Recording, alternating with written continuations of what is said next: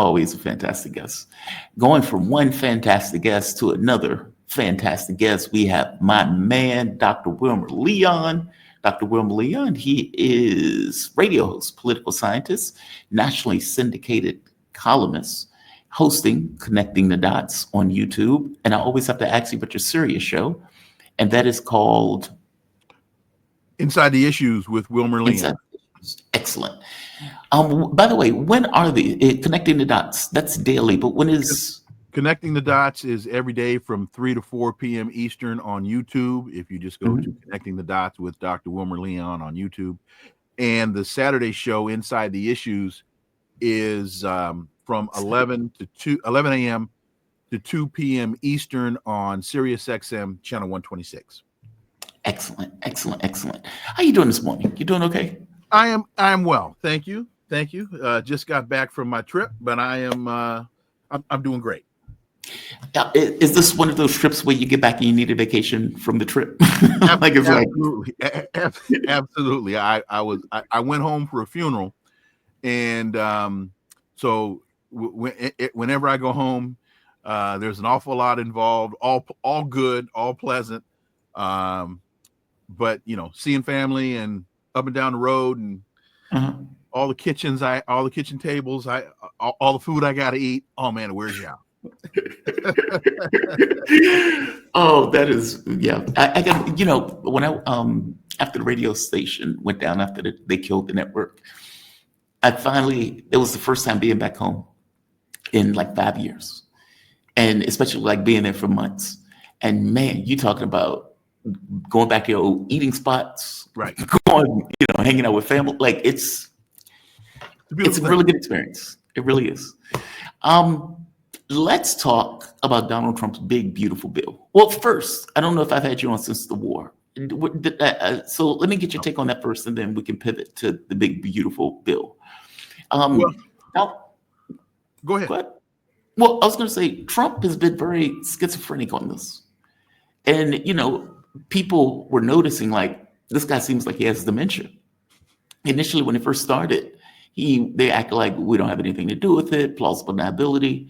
And then when it seemed like it was going well, then it became, we told Iran that they should have negotiated. And he's, putting his chest out, and he has all of these tweets and all this other stuff. And then after 48 hours, when it became clear, oh, wait, this is not going well. The Iranian government is not going to collapse. Their air defense is coming into play. They are hitting their targets.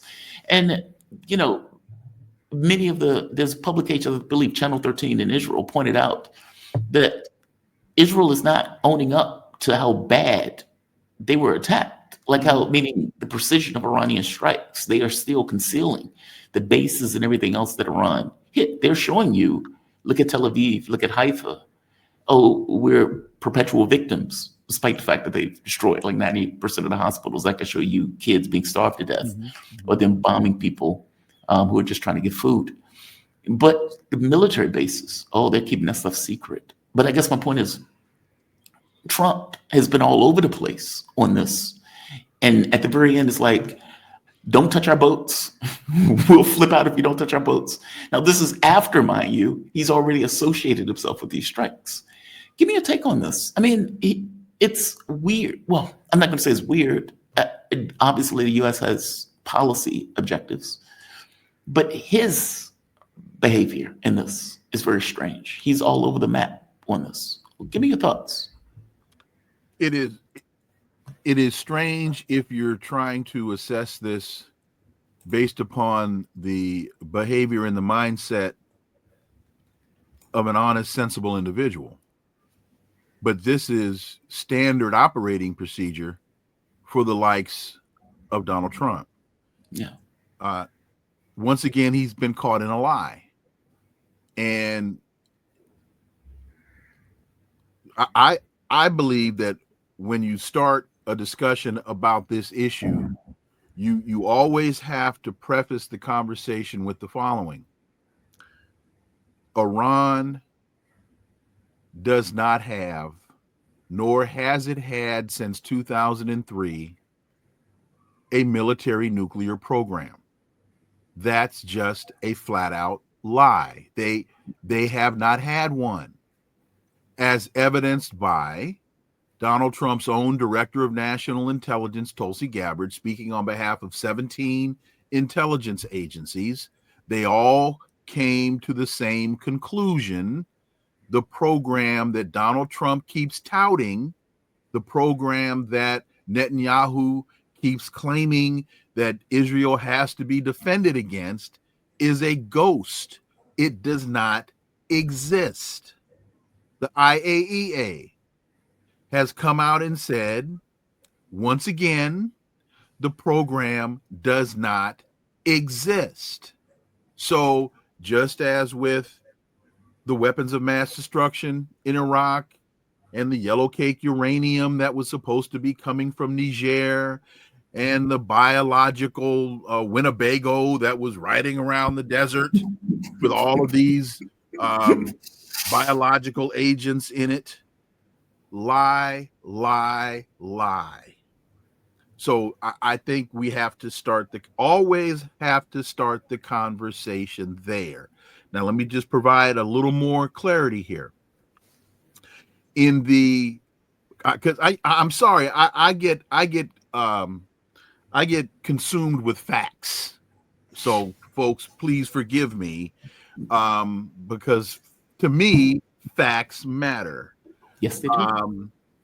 When they saw, I think it was the JCPOA. It might be the non-proliferation agreement. Iran was allowed to enrich uranium to 3.76%. Right. And they were abiding by that regulation. JCPOA.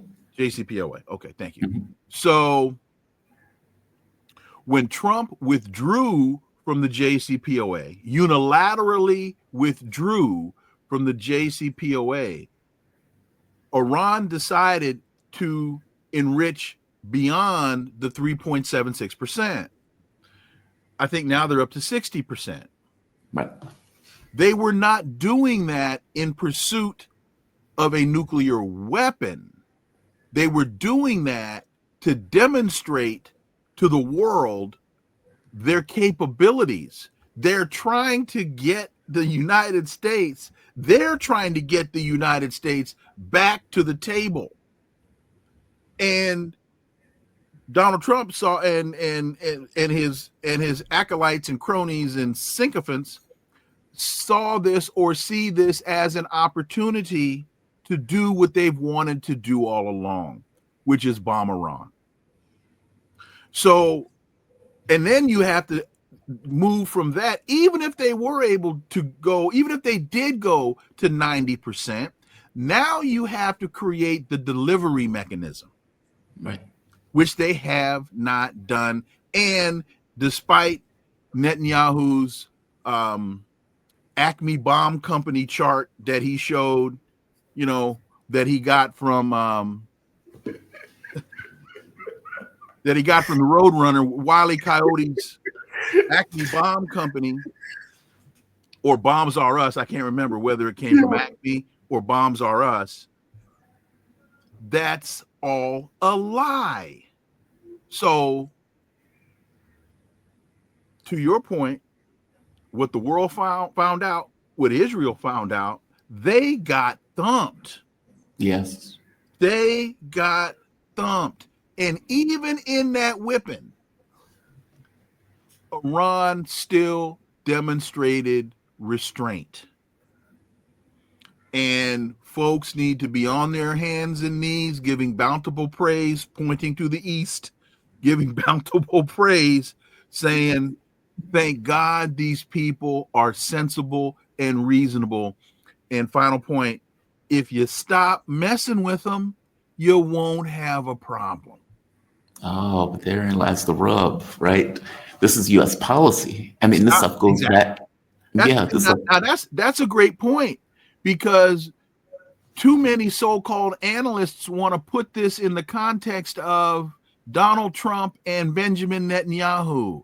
And where is the bromance? And are they speaking? Is Donald Trump going to take Netanyahu to the dance? And all that crap. It has nothing to do with the personalities of those two genocidal maniacs. It has everything to do with American foreign policy. And how do I know this? I know this because Joe Biden was involved in exactly. Trump is carrying on Biden administration policy. Yep. Kamala Harris, when asked, said there would be no change to the policy. Why? Because the policy is the policy irrespective of the administration. Yes. There you go. Yes. That's my I mean, and you can look at the context of events, right? Iraq, Afghanistan, Syria, Libya, Mm-hmm. and there's Iran. You know, the most beautiful girl at the ball that they've been looking at for a very long time. Mm-hmm. It's like, don't try to act like the girl with the skinny legs is not yours. Right. And so in their case, this was clear what they were trying to accomplish, especially when Syria fell and they were like, we have an open lane that we want to go after. Exactly. I'm curious on your take on Grossi on the IAEA. I mean, has to be one of the weirdest, strangest goofballs that I have come across. Like, it's like, dude, you were effectively a Mossad spy. Mm-hmm. And you were giving information to the United States and to Israel about sites in a way where they were able to murder Iranian scientists as a direct result of his behavior. This is clear cut. This is not like, we think this is the case. This stuff was released, right? Mm-hmm. And he's still like, how dare they remove the cameras? It's okay, dude. As I asked on Twitter, can he also play the piano with his penis like the other one that makes demands with no power in the process? And the reason why I'm asking that is, how can you be so comically unself-aware that they know what you did, meaning they know your sins, and you're still pretending as if they don't know your sins? Why would anybody work with you? I mean, and not just him specifically. It is a radical delegitimization of the IAEA as an organizing body. And that's not just the IAEA. You can look at the OPCW in regards to Syria, where they were like chemical weapons, meaning all of these international bodies that are supposed to be just down the middle, we just call them balls and strikes, come to find out are not just calling balls and strikes. These things are tools of Western imperialism that allows pretexts by which to try to legitimize attacks, and in the process delegitimizing themselves as they go about it. And in this case, exposed to the world. And he is still sitting there as if Iran is going to pay him any mind, or that they care one iota about what comes out of his mouth. Like, is that your history? Will go back. You would know this stuff more than I would. That's a new norm, right? That's not a normal thing for these bodies to be just completely delegitimized in this way. I don't think that Grossi's behavior is one of the big things about his behavior is, to your point, it's incredibly inconsistent. If you're going to act as a Mossad agent, then one would expect that Grossi would have come out and said, well, of course they have a program. But the problem with that then would be, show us the evidence. Right. So that I wish I had a better thought through answer to your question. I don't, because the behavior makes no sense. Yeah. Other than to say you were operating in the manner in which you very eloquently described, but when it came down to brass tacks, because he was not able to provide any data beyond Netanyahu's Acme bomb presentation, he was stuck with the reality of having to say there is no program. So I don't have a better. I could try to pontificate for another 20 minutes, but I won't waste your time. I don't have an answer to that question. I just took it as he didn't want to hold the bag. That's a hell of a bag, right? I mean, you have a war that is effectively started. Well, no, because the bag holders are Netanyahu and Trump. He helped fill the bag, but he may even be in the getaway car.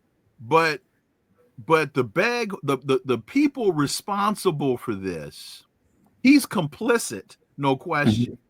But the people that were in the bank holding up the tellers with the pistols in their hands and the boleros are Trump and Netanyahu. Yeah, but the guy who told him where the bank was and how to shut off the immune system, the security system was Grossi, right? Yeah, it's just wild to me. Like all of these people, like I know people are bringing in Palantir. Fair enough that Palantir, the security, I mean, because this was the first time in like 20 years that they've invalidated Iran, effectively saying Iran is doing something they had no business doing. Okay, Grossi had no evidence for this at all. And yet still gave this kind of pretext in a similar way that the OPCW gave this kind of fig leaf of as if something was going on. It's just wild. I mean, it's like Iran is not going to have anything to do with the IAEA going forward. I don't know what they're going to do with their program. Obviously, they're replenishing their buildings, the facilities, because apparently. This thought just came to mind. Please. And this is a swag. This just came to mind. What if Grossi believed that the United States was honestly trying to negotiate a settlement? No way. Are you serious? No, wait a minute now. Hear me out. I'm trying to. Not only am I taking a shot in the dark, I'm blindfolded as well. I'm blindfolded taking a shot in the dark. But tell me if this is plausible. Grossi believed, as the Iranians believed, that over the last couple of weeks, the United States was trying to honestly negotiate a settlement. And so he, as being the Mossad operative that he is, was providing the United States with information that when the American negotiators are sitting at the table, Iran goes, oh, wow, they know more than we thought they knew. We really need to sit here and try to work this thing out. Only to find out that they were lied to by the United States, as Iran was lied. There was never any honest intent to negotiate. Right. But the nuclear scientists were murdered before these negotiations took place. Hey man, I'm just throwing that out there. I'm not saying it's right. I just you're trying to make the evidence fit, like the data, trying to make it fit. No, but it doesn't fit. Yeah, it doesn't fit. And they've destroyed any notion of legitimacy of these international bodies in the process. Just amazing. It's a fat man trying to put on some 28-inch jeans. It ain't gonna work. I just threw that out there. Let's talk about the big beautiful bill. It's not big and beautiful. It's pretty grotesque. Yes. And apparently even Republicans are having a hard time swallowing this bill. Donald Trump continues mendacious, lying through his teeth. If lying was a superpower, Trump would be a mutant. He'd be like an X-Man. I'm amazed at the way to which he can lie without batting an eye. It is clear as day that this bill is going to cut insurance for people on Medicaid. It's clear as day. It's not even close. It is clear as day that this bill is going to add trillions of dollars to the budget, which is why they're talking about increasing the budget, the debt ceiling. This is obvious. Like, this is not even close, right? Even by their own terms, it's going to add hundreds of billions of dollars on top of the current deficit. The number I think that I've seen is 3 trillion over 10 years. Yep, on the low end. Right. That's on the low end. And Right. because keep in mind, the way they do these bills, and I'm glad you mentioned that, is they were front loaded with the expenses. So they would say, okay, in the first few years, we're going to spend more, but we're going to recoup some of that money in the last few years. Right. When really, it's not the same Congress, different priorities. The people may come in and say, okay, we're going to nix these so we don't have to add to it. Meaning you're stuck with the costs without ever getting the end balancing of it. It's a way of them doing the bill in a way that's kind of underhanded. It's like it's the way they're sneaking in the costs with these kind of voodoo economics in a way of them trying to say, hey, no, really, it's not as bad as it looks. When really, 4 years later, nobody's going to vote to increase the taxes, which means you're just going to be stuck with the costs. And keep in mind, he's only doing this. The CBO Dynamic Scoring, I think, is what I think the technical term for it is dynamic. When the administration came out with their first numbers, the first run at the numbers did not take into account this dynamic scoring, which takes the types of costs and impacts that you've just laid out and spread them over the entire term of the bill. And when you do that, the numbers go up. Yeah, it's absurd. And now you're getting some Republicans coming out saying, okay, this is going to be a hard pill to swallow. We don't necessarily want to back it. And yet, back it nonetheless in many respects. We'll see if it passes, but right now, they're doing a hell of a job trying to get this over the finish line. So listen to what Trump says here. Listen to what it says here when asked about whether or not people are going to lose their insurance. Guarantee that your voters who support the election, working class voters, will not lose health insurance under this bill. Oh, they won't lose health insurance?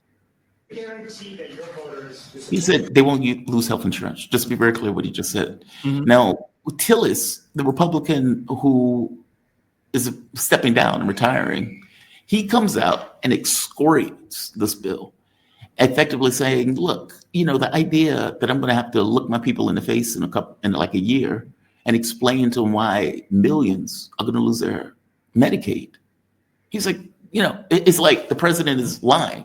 And he seems shocked, weirdly enough, that the president is lying and breaking a campaign promise that they're not going to lose their insurance. They're taking $1 trillion off of Medicaid.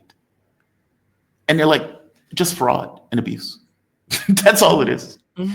Give me a take on this, because this is just a bill that is once again going to shift costs, or let's say shift finance or shift money from the poor to the rich once again.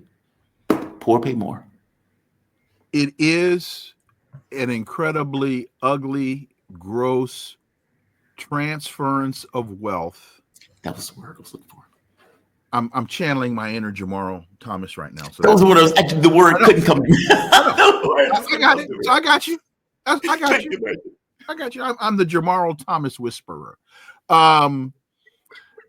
So but folks, you got to go back to the Reagan administration and understand that if we want to put this in just recent historic context, my show is called Connecting the Dots. And so I'm always trying to be sure we understand that these things don't happen in a vacuum, that there are historic contexts in which you must view current events.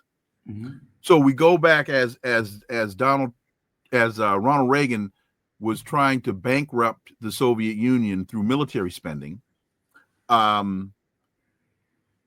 Now the Trump administration, is not trying to bankrupt Russia. They're just trying to line the pockets of the 1% in this country, transferring wealth from the bottom economic tier to the top.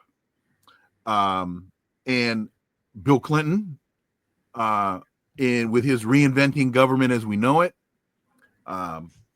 provided similar types of budget cuts. Thank you. So I make that point so that people can see, once again, this is not as much administration policy tied to the president in the Oval Office at the time, that this is a mindset that exists irregardless of party. So we have to understand that. They are, so what Mike Johnson says to the American people is, we're not cutting the amount of money in the program. What we're going to do is change the rules that determine your ability to access the money in the program, which results in fewer people having access to Medicaid. So at the end of the day, they're trying to put the lipstick on the pig, but it's still a pig. People are going to lose benefits. Period. Full stop. It's a lie. Once again, it's a lie. Now, one of the few elements of this that makes sense to me is cutting the taxes on those that receive Social Security. Right. Because I don't, if you pay into the system, you were taxed on that income when you made the income. Now you're retiring, you should be able to receive that benefit tax-free, and age and disability irregardless. If you're receiving Social Security, that should not be taxed as income during your retirement years. And Donald Trump can't even deliver on that. Nope. So it's BS. No tax on tips. Is that in the bill also? It should, and that's another one I could get behind. No tax on tipped wages.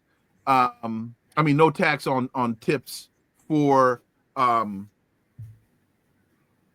that I forget the name of the people, for those that receive that. That's another one I think would make a lot of sense. Yeah. But at the very least, that would be a tax cut for the middle class and the poor. Exactly.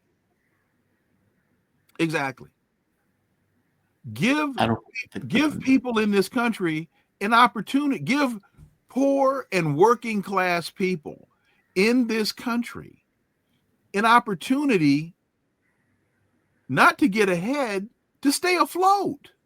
Mm-hmm. Just stay afloat.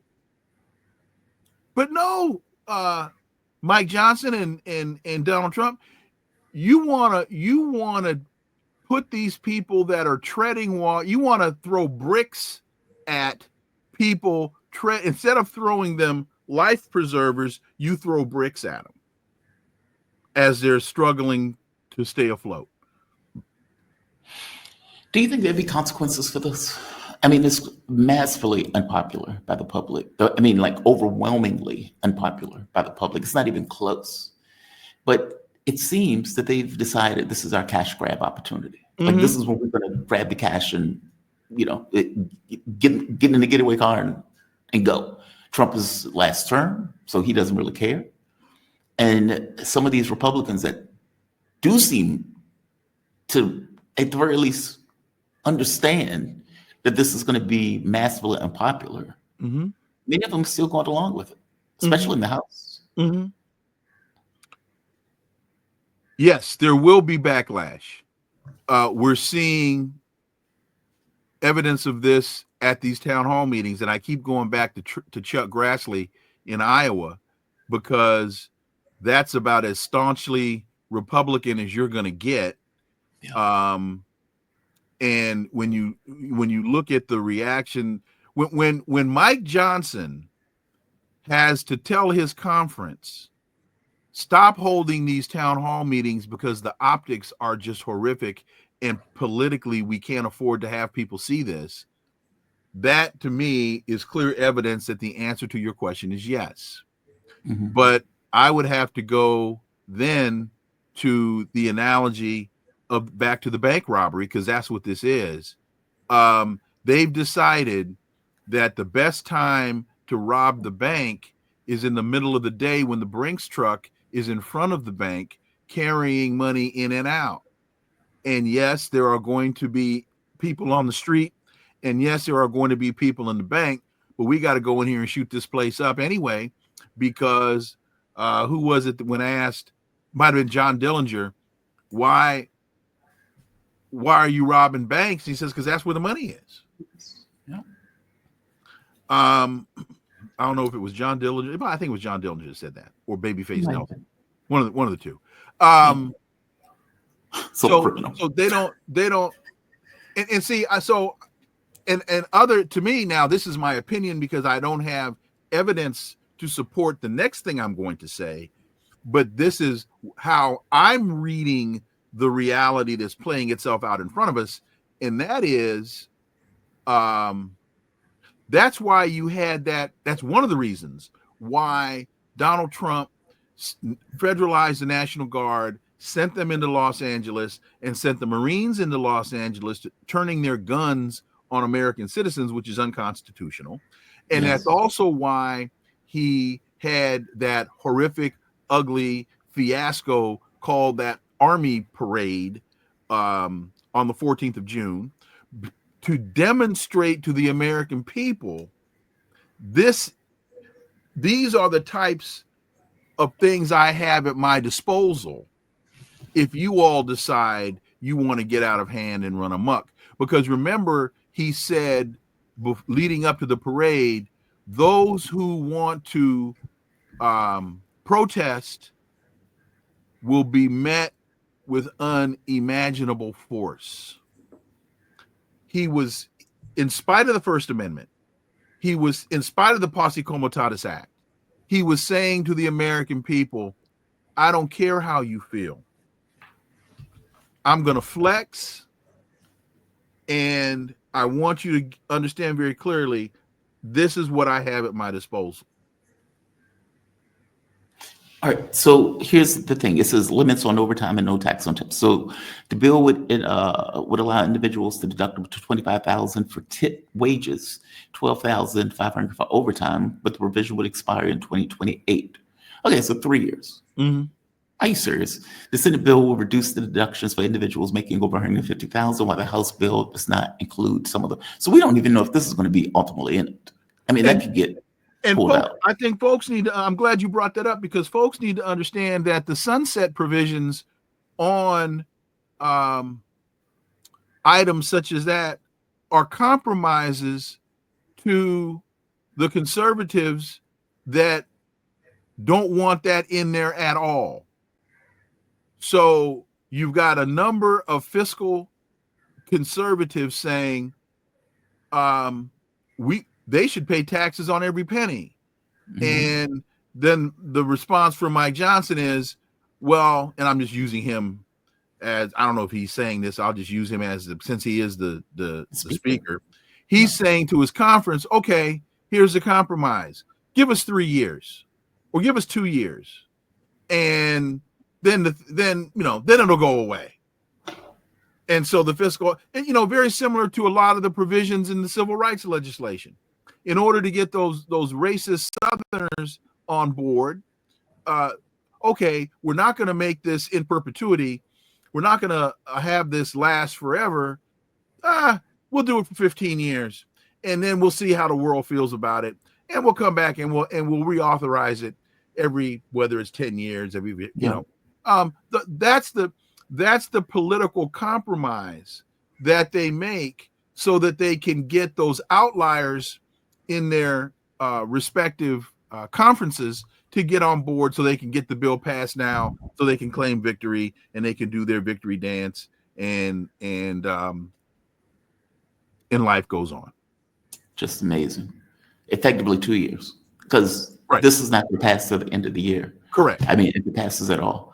So let's give them the benefit of it. 2.5 years, you'll get your no tax on tips. And then after that, you're back to your You're back to outrageous, right. Just outrageous. Last thing before I let you go, you always, and I think correctly so, talk about this notion of civics. This idea of, the point of a government, the reason the government exists, and how it's been turned on its head. I mean, all things being equal, the government is supposed to be the thing that the public uses against these, let's say, factors that are too big for it to deal with on an individual basis. Like, what does a man versus Walmart, man versus Facebook, man versus rando company? Okay, well, that man has little to no power in that process. So man has government, all things being equal, in order to balance that equation. So no, you're not going to have our kids, working in the coal mines. No, you're not going to dump your products into our water, which is exactly what they would do, all things being equal, is put that stuff on the public to deal with if government wasn't necessarily there to say, no, that is not where we are. That is not where we are. It's been turned on its head, where these, let's say, the edifice that the public is supposed to be able to use to balance out corporate power and power of the oligarchs has been effectively leveraged by those oligarchs for their own whims, with the public being kind of locked out of the process, or seemingly locked out of the process. This bill is a damn good example of that, because the public is basically saying no, and the political branch is like, we don't care. Well, we have since the New Deal, which provided some level of balance to that equation that you just laid out. I'll say two. I'll give folks 2 points in because on the economic side, you've got the New Deal. On the social policy side, you've got the Warren Court in the 60s. I haven't heard anybody throw the Warren Court into this, but I will, because when you look at a number of the decisions that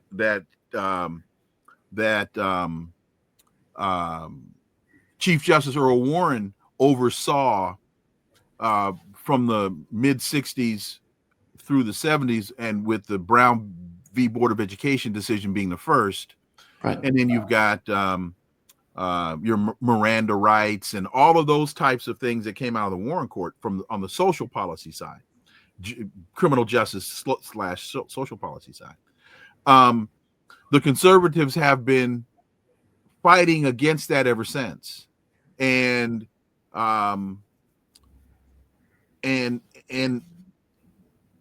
so this is where I believe, if the Democrats were truly about being what they proclaim to be, then they would be out there championing, screaming and yelling, telling everybody foul, crying foul, and letting people know the details of this ugly, horrific money grab called the Big Beautiful Bill.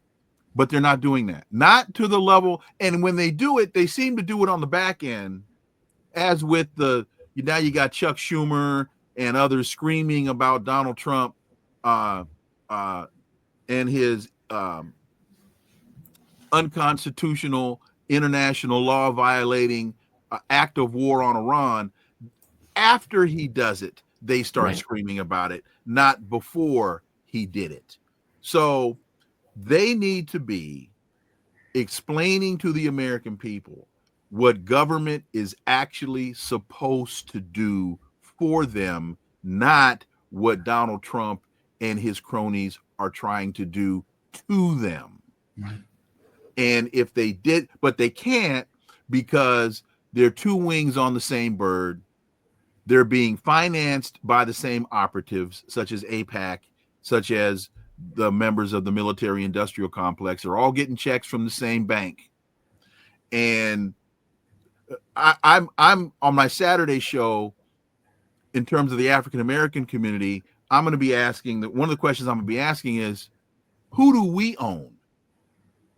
What politicians do we own? Since AIPAC spent $100 million in the 2025 in 2024 election, buying congressmen and senators. We know who they own. It's public record. Right. Who do we own? We don't own anybody. Nobody. Who owes their allegiance to us? Who owes their job to us? We don't ask that question. Gregory Meeks. We don't ask that question of what's his name from Atlanta, Senator, the brother from Atlanta. You know about Jeffries? Jeffries is New York. Senator Warnock. Warnock. We don't ask Warnock that question. You saw the video of that sister that stood up at the Warnock town hall meeting, asking him, the Palestinian sister that stood up and asked, "Why are you sending $6 billion to Israel?" And when that woman behind her said, "You need to show, you're not showing any, you're being disrespectful." And the woman turned around and said, "Make this make sense." Yep. That should be the mantra that we are espousing. Make this make sense. Senator Warnock, you're standing in Dr. King's pulpit. War is an enemy of the poor, is what he told us in his Time to Break Silence, Why I Oppose the War in Vietnam, April 4th, 1967 speech. War is an enemy of the poor. You're standing in his pulpit.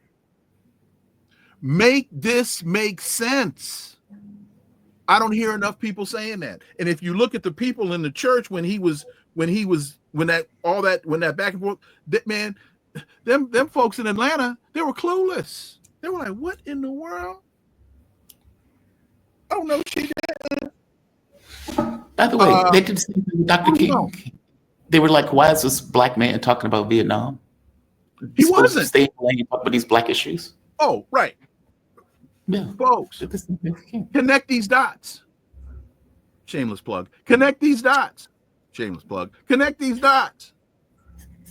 Make this make sense. See, that's what the reporters and where am I time? Okay, I'm over time. Yeah, you're at your 8. Huh? You're at your. Oh, okay, all right. I've made my point. Oh, I'm not kicking you out. I know you have class. No, I'm off. This is the summer. Oh, okay. I'm sorry. Yeah, you're not being kicked out. Yeah, nobody kicking you out. Nobody kicking you out. There's no. Okay. I didn't know if there was another guest that whose time I was taking. No, you have time. You have space. You have space. So final point. Mamdani in New York. Yes. Who has defeated Cuomo to be the Democratic nominee to be mayor of New York. Pay very close attention to that race, because the implications of this race will, I believe, resonate far beyond New York City. Explain that. Dig into that for me, because I've watched this election and I've seen the amount of energy that people have put on this election, and I'm like, the guy's a mayor for New York, and yet it is gaining a prominence across the country, even though it's a mayoral race in a city. Dig into that for me. Why? Well, because it is I always talk about indicators, and we have to pay attention to the indicators. And the mayoral race in New York has been the prize of the Democrats, for a very long time. And so now you've got Cuomo, old school, elite, comes from, his father was mayor of New York. And so he comes from this old guard Democratic establishment lineage. And now you've got Mamdani, a Democratic socialist, a Muslim, who is appealing to the younger demographic. He in many ways understands how to get his message out to the younger demographic. So whereas Cuomo was spending, I don't know the number. Let's say it was like godly sums of money. It was like $70 million on television. Yes. Mamdani spent $20 million on social media. That shows you he's in tune. He's got his finger on the pulse of how to communicate, what to communicate, and who to communicate to. So now you've got the Democrats with their shorts on fire because they got taken out. And this could resonate across the country. Who was the head of the DNC? What's the guy? Former mayor. Which one? Oh, well, not Rahm Emanuel. No, before him. He ran for president. He was, I'm drawing a blank on his name. He was the one with the 50-state strategy and the one that first started understanding to use the internet to raise money. It's not Axelrod. I know you're talking about. No. I know you're talking about. He didn't run for president. He was under Obama's team, right? He was before Obama. Howard Dean. Oh, the Dean screen. Okay. Howard Dean, if you remember, with the 50-state strategy, we're gonna challenge every precinct across the country. We're gonna use what was new, the internet, to raise money. Right? That was revolutionary at the time. I think there are parallels between what Howard Dean did then and what Mamdani is doing now. The question is, for me, what's the Democrat Party elite? How are they going to react to this? Will Cuomo run as an independent? If Cuomo runs as an independent, will the Democratic Party loyalists stay with him, withdraw support from Mamdani, trying to hold on to power? Or will they realize, the times have changed, the tide has shifted, we got to go where the people are? What's the adage? The people are on the move, I must go out and lead them. I don't know the answer to the question, but to me, that's what I'm saying. It's going to resonate across the country. People need to pay attention to this. And will Mamdani stay loyal to his campaign promises and his rhetoric, or will he go the way of Bernie Sanders, a la the dodo bird? That is a fascinating question. I mean, both of those are fascinating questions. I suspect they're going to put a knife in him. For one, they want him to lose. They're going to try. And in the same way that they said the thing about Sanders, where Chris Matthews was like, if Sanders takes it, he's going to take the party of a generation. Maybe it's better to let Trump win. That was an eye opener for me. That opened my eyes like nothing else. Like meaning of all the political things that took place, that was an eye opener. A Democratic socialist winning. Remember, they told us Bernie Sanders couldn't win, going into South Carolina while he was winning. Yeah, prestidigitation.